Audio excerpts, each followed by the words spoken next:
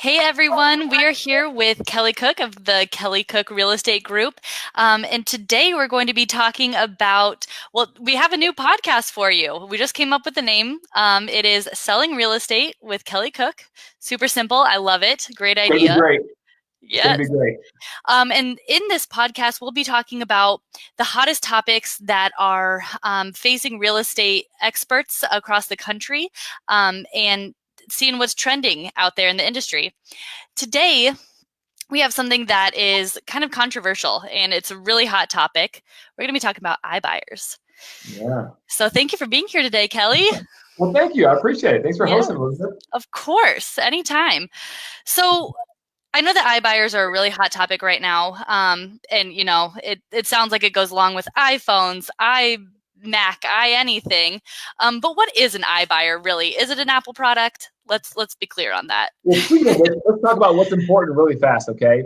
So iTunes is no longer a thing apparently, right? It's Apple Yes. Podcast. Yeah, it is. So iTunes, it's everything is like we're not downloading things as much anymore, right? We stream. Right. We just Right. stream. So iTunes, since it was a download platform, they're just kind of doing away with iTunes, Got and it. now everything you can get on either Apple Music or Apple Podcast. So it'll essentially work the same. There's just no iTunes. Well, yeah, I tell you, that's awesome. See, if you come to the Selling Real Estate podcast, you learn all kinds of new cool stuff, right? So, Exactly. all right, awesome. We Well, have all the news. yeah.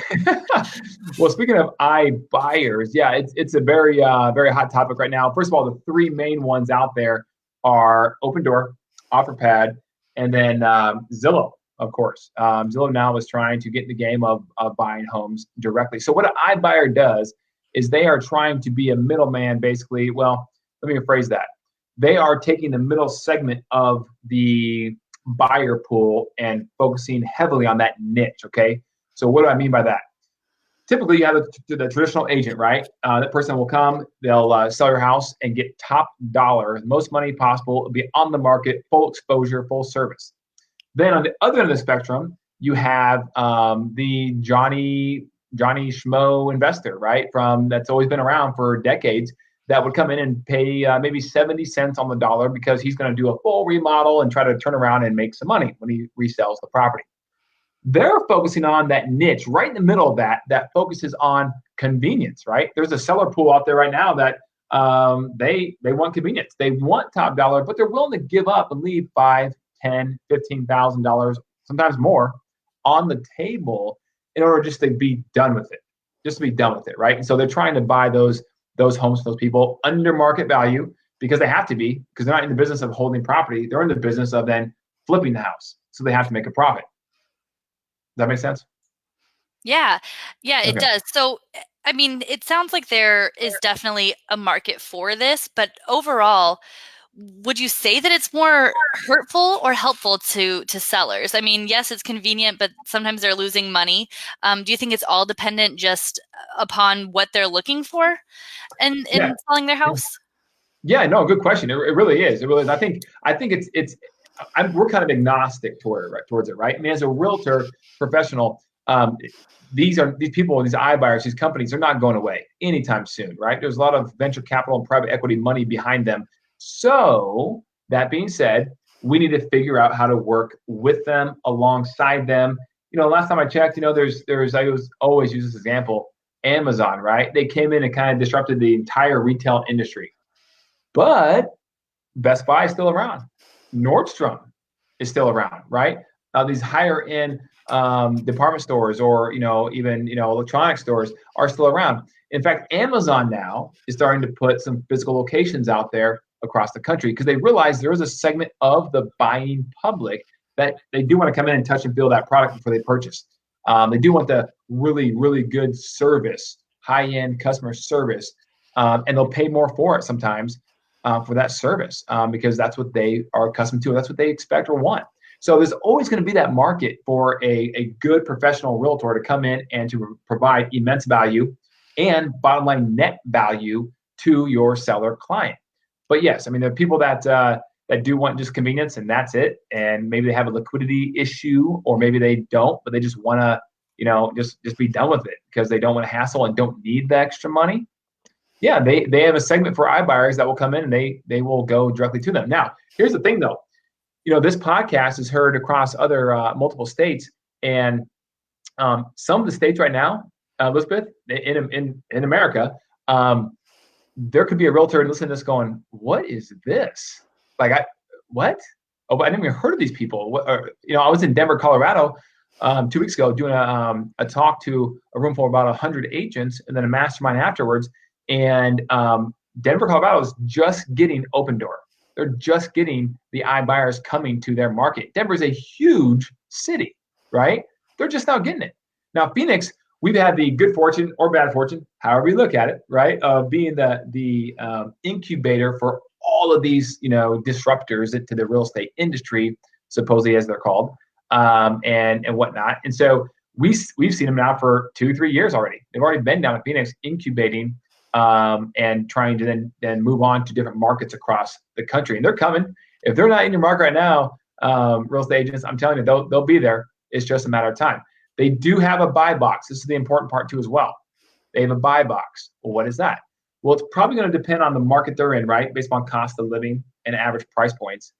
But like in Phoenix, I can tell you, their buy box, meaning they will only purchase homes that are below $500,000 that were built after 1969.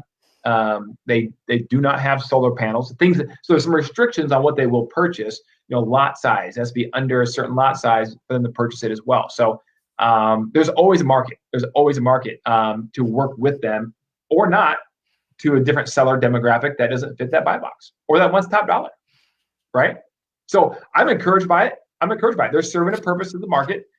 We have partnered with one of them, one of the major ones.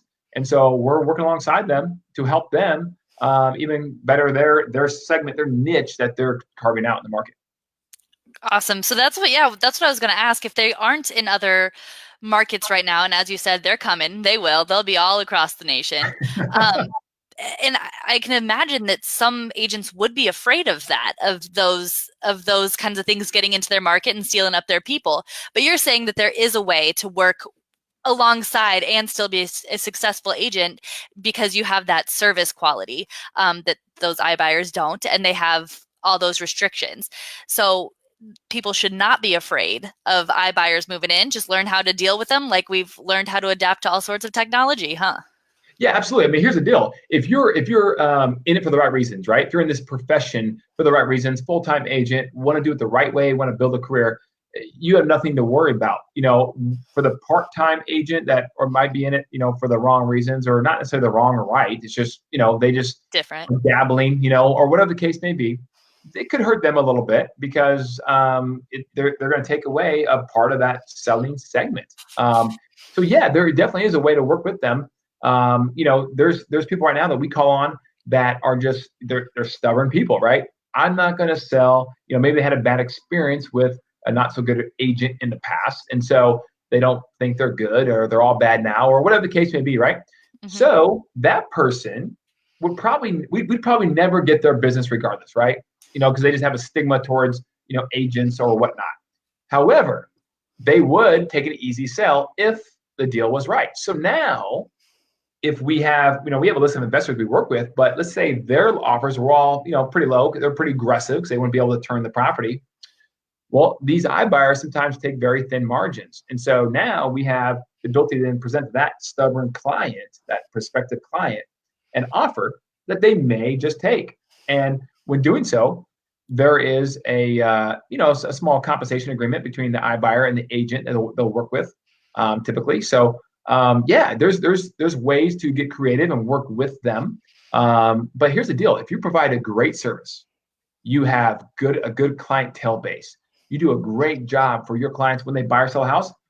It's a relationship business, Elizabeth. So guys, I'm telling you right now, don't be afraid or scared of it, right? Embrace it and deal with it. And if you're a good agent who does those things, you'll be just fine because you'll have a good clientele base. And we have a whole program, like in our team, a whole program based around how we keep in touch with our clients and try to service them as best as possible. Got to keep in touch with that database. Very important. That's it. Perfect. Well, awesome. I think that that we've covered pretty much iBuyers. I do have one question for you, kind of, since iBuyers are kind of the new hot topic here, just out of your own opinion or kind of your thoughts, do you see any other, obviously technology is going to, or not just technology, but these kinds of instant, everything's very instant and moving so quickly. What kind of other changes are you kind of looking for in the future of real estate? Is there anything that you see happening within the next 10 years or so that would kind of shake things up?